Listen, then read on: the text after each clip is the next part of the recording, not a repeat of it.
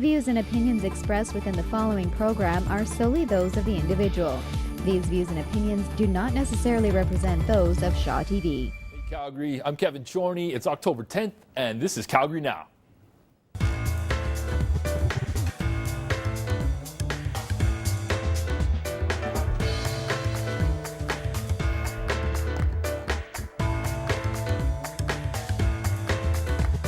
Canadians are known for their kindness. We let people go ahead of us and apologize unnecessarily quite frequently, except when it comes to parking. Whether we've paid for a parking spot or not, waited patiently for the driver to exit the stall, or have always parked in that spot forever, when someone takes a spot that we feel belongs to us, our ire rises. Yet, when we're running late, have somewhere to be, can't afford the exorbitant parking rates, and have nowhere else to park, we unabashedly take whatever spot is available. So, what potential solutions are there? Alternative transportation, transit, cycling, and car sharing aren't viable for everyone but can ease the strain on the budget and on-street parking. In our car-centric culture, is it possible to alleviate the stress of finding parking? As our city expands, we continue to put more cars on the road, which results in fewer vacant spaces to park them in. It's not a new phenomenon. It's an age-old headache is what it is. In our city, it's no longer just malls during Christmas or hotspots downtown where parking is scarce. Public streets near train stations, campuses, hospitals, and the like are inundated with parked vehicles on a daily basis. And this doesn't sit well with some residents, as there's no guarantee that parking will be available when they return home from work. This problem is only going to get worse unless innovative solutions are found or our need for parking decreases. My guest and I are sitting down in just a moment here to discuss the frustrations and potential solutions to the plague of parking issues in Calgary. You got a bone to pick? Shoot us a tweet at Calgary Now Show and join the discussion. First up, let's check out the rant pack. Parking is a headache for any citizen that lives in a suburban sprawl culture like we do in Calgary. It will always be a headache, and solutions can be made, solutions could be found, but they need to be creative. They need to be owned by citizens, and they don't need to be something that just involves higher and higher rates. Hey Calgary, thanks for joining us. Tonight on the show, we've got Ken Taylor, VP External at SAIT, and Julie Yepashina Geller, surprised putting that on a hockey jersey, by the way, from the City of Calgary's Transportation Department. Guys, thanks so much for being here. First off, Ken, tell me a little bit about what you do at SAIT. Well, I'm actually with the SAIT Student Association, so it's a little bit different. At SAIT, I'm in charge of all external media, and I'm also the student advocate. So I lobby all levels of government, municipal, provincial, and federal on behalf of students. I imagine that keeps you pretty busy. Yeah, it's pretty busy, Right certainly. Right on. Well, thanks for being here. Thank you. Julie, Yes. from the City of Calgary, what exactly is your role at the city? So I am a communications advisor at the city. So basically my job is to talk to citizens, liaise with council, and also come and do lovely interviews like this. Perfect. Well, thanks for being here.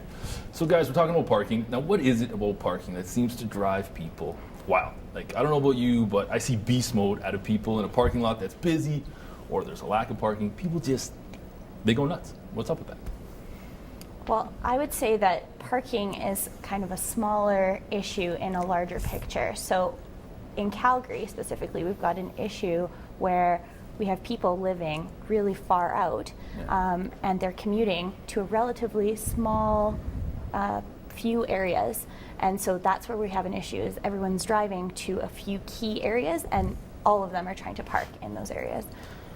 I can tell you for students, well, first I like to talk, I always call parking lots like the last bastion of anarchy, and like there are no rules. No, like it's not the last bastion. There are no rules in a parking lot, so you can watch out. But for students, it's certainly a cost issue. It's also an availability issue, because you're looking at a lot of students who are community campus, coming from off campus. There's tons of them, like there's 72,000 students in Calgary that are going to school every single day. Some of them take transit, many of them commute.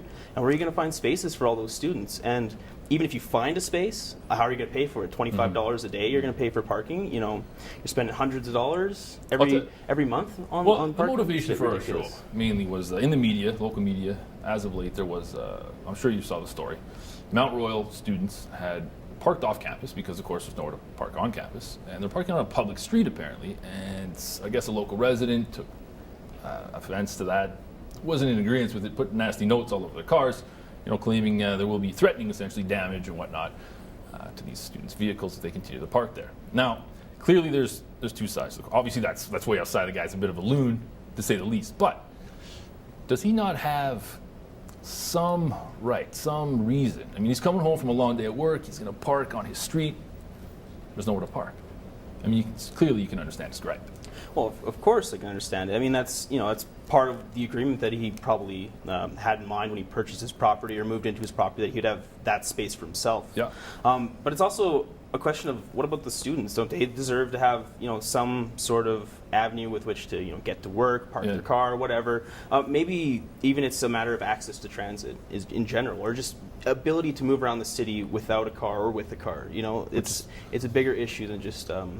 Okay, well, students definitely have the right to park, naturally. Absolutely. But isn't the onus then on the institution itself? Should these campuses maybe be spending a few more bucks to provide adequate parking? Well, it's certainly the case that they should make it more affordable, I think, or find innovative solutions to the problem, like multi-day passes, where you get a different pass for Monday, a different pass for Tuesday, a different pass for Wednesday, so people can share spaces that way, something like that. But it's really a shared responsibility with the city and the communities to find these spaces for these students. Transit-wise, it's a big issue. People will commute to train stations only to find that there's nowhere to park. Clearly, you've received a few phone calls over the city regarding that. We have. There was a time when there was paid parking in transit lots, which did get removed fairly quickly after it was implemented. But at that time, when it was $3 a day, there were quite a few more spaces available because people didn't want to park or to pay and park at transit stations. So, to me, it's a bit of a give and take.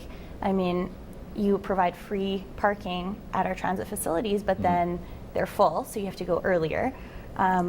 Or you ask people to pay, and then maybe there's more spaces available. So you have to find the happy medium for that. My understanding is that you can actually reserve a spot at some of these train stations, $70 a month. Yes, you can. And the pass is, what is it now, $85, $90 a month? Is that about right? Yeah, it's about 90. Clearly somebody didn't do their homework, but so you add these expenses up. I mean, it's a little silly. I mean, I understand that everyone needs to get to work. What's the city's position for some of these hardworking, maybe single-parent homes? I'm not trying to tug on heartstrings. I mean, that's a realistic, gripe. I think $160+ a month just to get to where you need to go. I mean, there are programs available for low-income people to be able to get a discounted transit pass as well. Students do actually get a discounted transit pass as part of their tuition. Yeah, I believe the that's still a thing. Is there? Yes. So there are definitely those programs in place. The other thing that we do at transportation is we do work very closely with partners. So we work very closely with the bike community to come up with ways that we can actually connect the bike network with roadways and get people using that as an alternative mode of transportation. And I think that's a strong point. I mean, there's 700 kilometers of pathways in Calgary, the largest pathway system, I think essentially in North America. Yeah. Is it feasible for students to be riding their bike to school, with books, laptops, whatnot? Oh, certainly it's feasible. I mean, you can always rent lockers or something like that. Or a lot of courses these days are even going digital, so as far as books go, that's not as much of a problem as it used to be. Biking, of course, there's some months of the year where that's untenable, I would say, especially in Calgary. But is that the city's position? I mean, a lot of time, energy, and money is spent on ensuring that those pathways are cleared 12 months of the year. And I think there's a bit of a disconnect, and it sounds like. I mean, on one hand, we do have this effort being put forth to ensure that, yes, people utilize the pathways.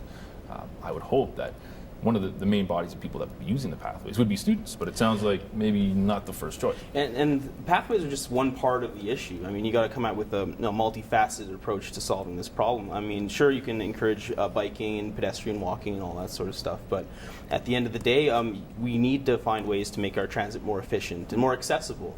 I mean, currently, transit is predicated on a model of cost certainty for students. If you take the U-Pass, it's cost certainty. The people that ride pay for the people that don't ride, or vice versa, rather. I think I got that reversed. But it's a cost certainty model when I think we should be going to more streamlined routes that have concentric circles with fewer interchanges, and maybe we should be going to a model that incentivizes ridership rather than just covering costs.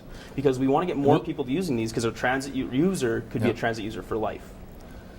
I have to say, though, I think half the incentive is just, I'm not going to drive downtown because parking is exorbitant. I'm not going to drive to school because parking is far too expensive. Or being stuck in traffic for 30 Sure. minutes on the way over, yeah. We don't see a lot of multi-level parking structures. You visit other cities, you see quite a bit of it. I mean, we have it, I guess, a few structures downtown, around local malls and whatnot. I'm a little surprised that we don't see more multi-level parking at train stations. What's the thought process there? Well, from my understanding of the issue, it's the goal right now is to create transit-oriented development around transit stations. So we don't want to have these multi-level parkades in areas where we could be actually developing facilities that people can use for work, for office space, for shopping, for community functions. That's all part of building a city that isn't so car oriented. We're going to get people to walk to the station? Is that the... Yeah, get people to walk to the station, get people to take the bus to the station, but almost create more of a hub in that station. It's not just a station, but it can actually be an area where people go. It's a destination for people as well as a point of egress. Are you satisfied with the way that's going as far as, is the student body satisfied with that effort? Is the student body satisfied with the lack of multi-level structures at like park and rides? Well, I guess sort of the strategy. The strategy, that's certainly incentivizing people not to commute to the train, but like, take alternative sources of transportation, bikes, walk to the train station. That's a very good idea. It's very sustainable, and it's something that we definitely need to encourage as we start growing up and growing in and densifying as a community. So I think most students would be satisfied with that, but those sorts of plans don't affect my students, the constituents I represent right now. And so I'm always interested to find ways that I can help students right now. And the best way to do that is to partner with communities, right? Yeah. I mean, you don't need to build up if you can find businesses that might be willing to have spaces, or and I'm thinking of the mall near State here. There's a Sears parking lot that it's vacant the majority of the time. Maybe there was a partnership there that can be built to have students move in and use those spaces. Has that been approached?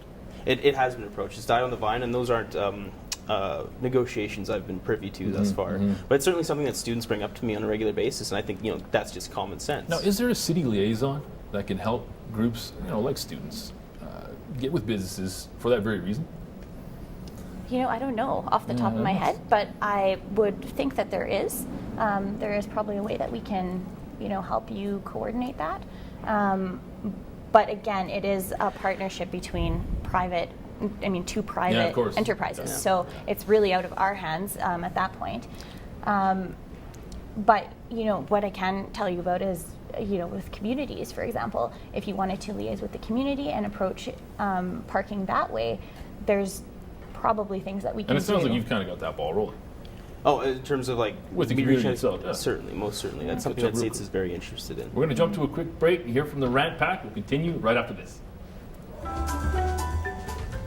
I just have two things to say about parking. One is be courteous when you park, and if you're going to park in front of somebody's house for hours and hours and hours, maybe just let them know.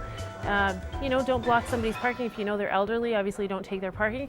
And those two yellow lines, you belong between them, not over them. And if you're a big truck, you still don't belong over them. And if you have a brand new car, you still don't belong over them. In the middle, don't take up extra parking. Parking in Calgary has always been a contentious issue. Having grown up in the city, no matter the age, the era, it was always a contentious issue. And an expensive one, really. I don't really blame the guy from getting angry over in Mount Royal, putting notes on students' cars. I don't agree with the way he went about it. There is a breaking point where people have to decide what they're going to do. However, doing my research for the show, I just can't see a creative solution to do it in. Okay, let's get back to the discussion. Now, I'm going to ask you both this and kind of have you weigh in. I got to thinking about things a little bit after, of course, the Mount Royal story. Now, would it be feasible, do you think it's even worth looking into, to have these people that live on public streets, near hospitals, areas of entertainment, campuses, that do see this influx of parking on their public street, maybe we can offer them some tax break or other monetary incentive to build, how about a carport in the front of the house, to get their vehicle off the road to open up street parking for others. Is that something that's been kicked around by the city? Is that something that's been maybe even addressed on your end? That's certainly not something that's been addressed on my end. That's the first I'm hearing about it. It's a very innovative idea. I mean, the problem with a policy like that is such a case-by-case example. I mean, how do you administer that sort of program, right? There's certainly there's sort of trust relationships you have to build to administer those sorts of things, and a tax credit. They keep telling me that we're constrained fiscally, and we're talking about giving away money and revenues here, let's just say. And I'm not sure how that would work out, but it's certainly something to explore. I got to sort it out. You turn the street until, it's a permanent street, so you have to pay for parking on that street. Residents are parking in the carports. So I guess I'm asking you, if you were a homeowner, is that something that you would be, potentially interested in? If I was a homeowner? Yeah, sure. Bit of a stretch, but you know where I'm going with it. You know where I'm going with it. Definitely. As a homeowner, I would be open to that discussion. As someone representing the city, I'm not sure that would be a realistic option for us, because I'll tell you, a lot of work has gone into creating something that we call residential parking zones, which basically are there to protect people that are living in areas such as the area around Mount Royal or State or UFC or any other area that has a lot of parking from some large, exactly.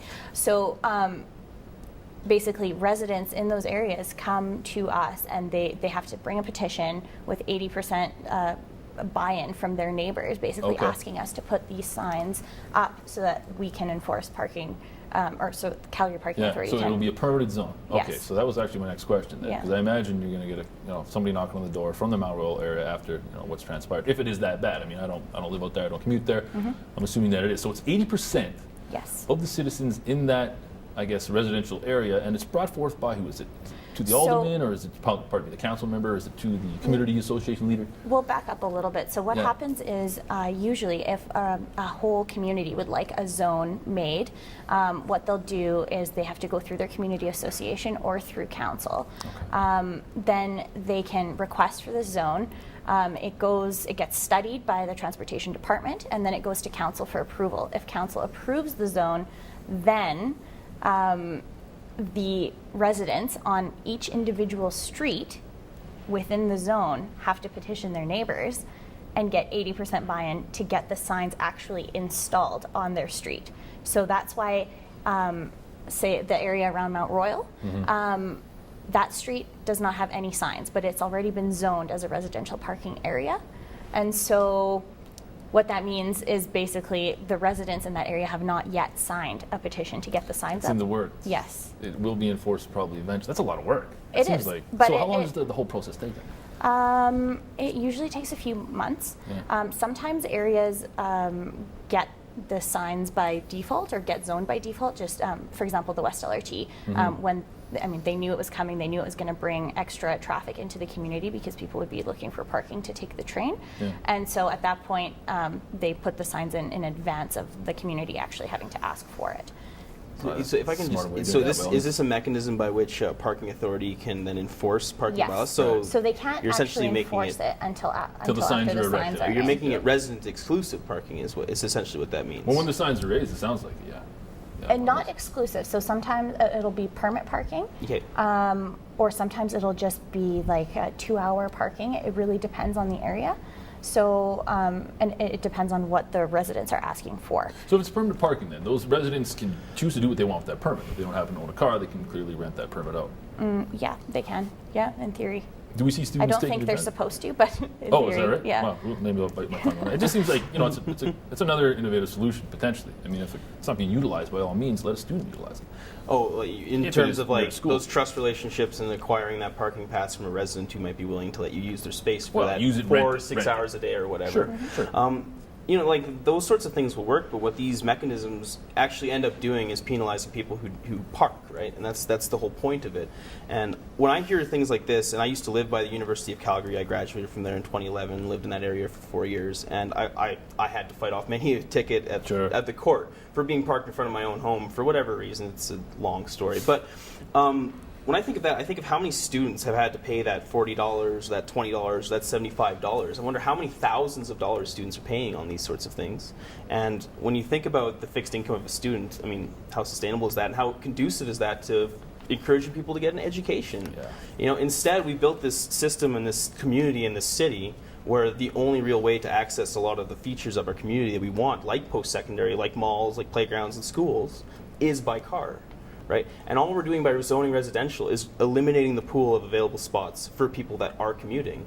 And as far as I'm concerned, that's unsustainable. And I think if you ask the average Calgarian, you ask the average student that if that's sustainable, they'll agree with me that it is unsustainable. I think you also have to look at it from the perspective of a homeowner, though. Absolutely. Because obviously they're living in these areas, they have to be there every single day of their lives.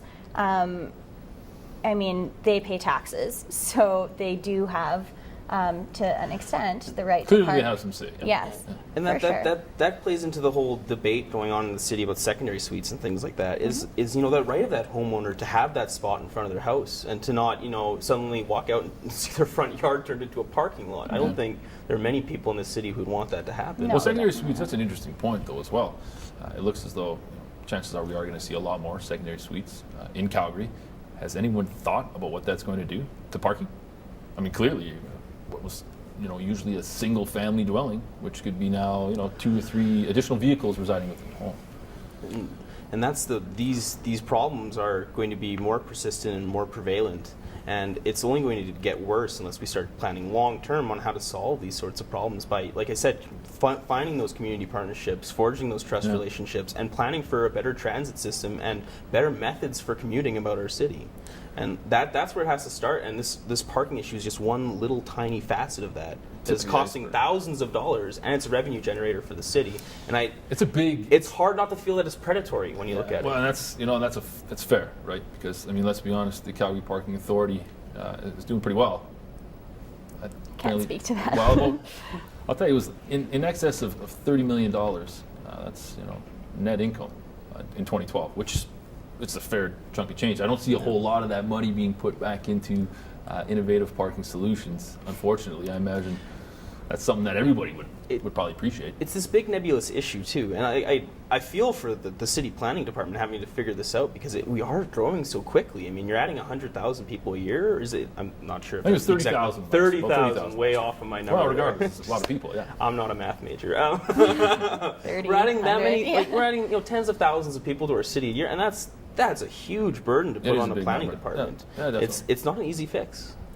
We are often looking at kind of new and innovative ways to use the space that we do have for parking.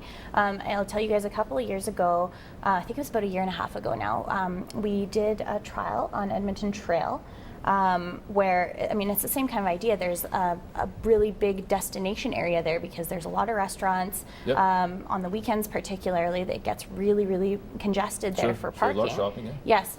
And so what happens is people go there, they park in the community, and the residents have nowhere to go.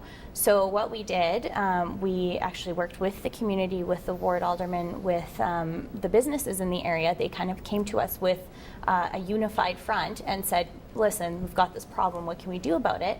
And so what we did was we did a parking trial where we basically allowed free on-street parking on Edmonton Trail after 6 p.m. on weekdays and on weekends. But all day on weekends. Yep. And that's still in place now.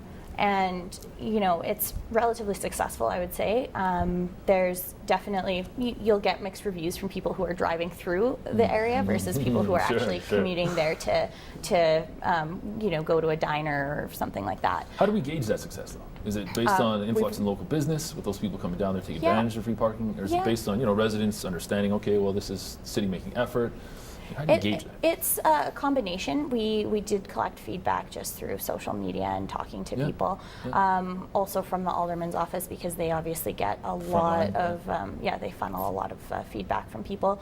And then just from drivers, and we've also had our guys out there on site monitoring it, making sure that traffic flow's still going and that there's not actually any problems. So things like that. We are doing things to try and kind of maximize the space that we do have. The problem is we don't have that much space to work with. So hence the argument, we gotta quit building out, maybe take it, you know what I mean? Because it just puts more cars on the road, we're all going to the same place. Yeah. It's a whole other topic. But these kinds of changes, they don't just happen overnight, right? No, it's very true. Yeah, very true. We're working towards that, and I think everyone's in agreement that that's what we need to do. Most certainly. It's just that we're in this kind of middle area where we're just trying to keep up with the growth, but also. Yeah, absolutely. Yeah. No, we're gonna jump to break here, folks. Let's quickly hear from Justine and Ike from the Rat Pack. Stay with us. The cost of parking in the city drives me absolutely wild. But here's the thing. It's not going to decrease anytime soon. It's not going to get better because I think that the city is charging what people are willing to pay. And as long as, we're this booming business city and people keep coming to the core for business reasons and we're oil and gas, people are going to keep paying it. So, it's one of those things that the city knows what they're charging us, which is why it can decrease during the evenings and weekends. It's not like it depreciates. It's just people are willing to pay during busy hours, and that's just the reality of it. I don't really consider parking in Calgary a problem. It's a problem for certain populations, but it's like a rich city problem. If we had the drive to do it, we could do it and help, let's say, the college kids or the guy with his first job trying to work downtown. But otherwise, it's still doable. You gotta get out there and fight. If you don't want the headache of trying to park downtown, take the train, walk, or ride your bike in the winter. It's your choice. Well, we've only got a few minutes left to wrap up the discussion. I'm going to put you on the hot seat real quick, Julie. Oh boy. Why are we paying so much for parking? Why are we paying we're paying the highest rate in North America, I think, at times. I think we're kind of neck and neck with New York. What's up with that? Well, unfortunately, I can't really speak to parking rates because I'm with the city and not with the Calgary Parking Authority.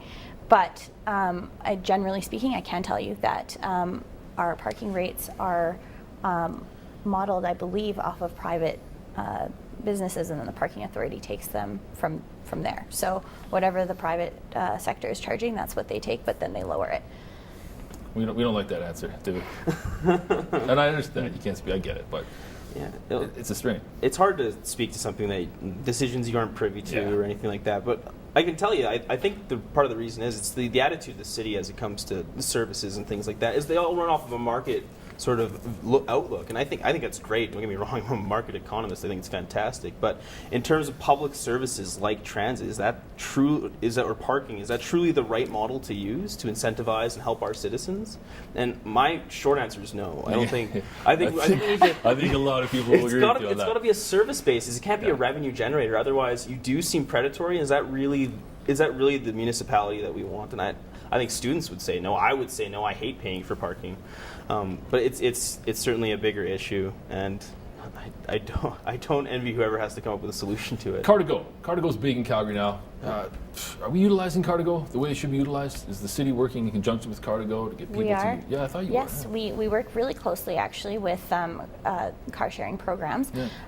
And one of the things that we've done is we basically help them kind of establish here in terms of allowing them, giving them the permits to actually park wherever they want to. Question. Yeah. Yes. And so that's all part of us trying to actually find innovative ways for people to get from point A to point B in the city without necessarily having to use a personal vehicle. And I think it's a great program, and it's also great in terms of the parking in post-secondary places because they do have partnerships with all the post-secondary. With SAIT has 3 spots on campus, so it certainly could use some expansion. Yes. If you look at the University of Calgary, they have tons of spaces for Car2Go. I know it's a huge service for those students. MRU as well has scramble parking for them, so it's quite effective. The problem is that SAIT, of course, is shoehorned into Ward 8. It's got the big park on the one side and 16th Avenue on the other end. It's kind of shoehorned in there. So any space you give to Car2Go, you're just taking spaces away from people that would otherwise rent them. Is Car2Go causing a lot of people to pull their hair out downtown? You get a lot of complaints about Car2Go's taking spots? We do get some complaints, mostly in residential areas. Yes, just outside the but it's some. It's like with any new program, you get complaints. People don't. It's going to happen, guys. We're out of time. Thanks again for joining me. I appreciate it, folks. Thanks very much for joining us. As always, I think it was a pretty informative discussion. You can keep the conversation going on Facebook and, of course, on Twitter. If you have a topic, a bone you want to pick, anything you want us to discuss, by all means, drop us a line. Thanks again, and take care.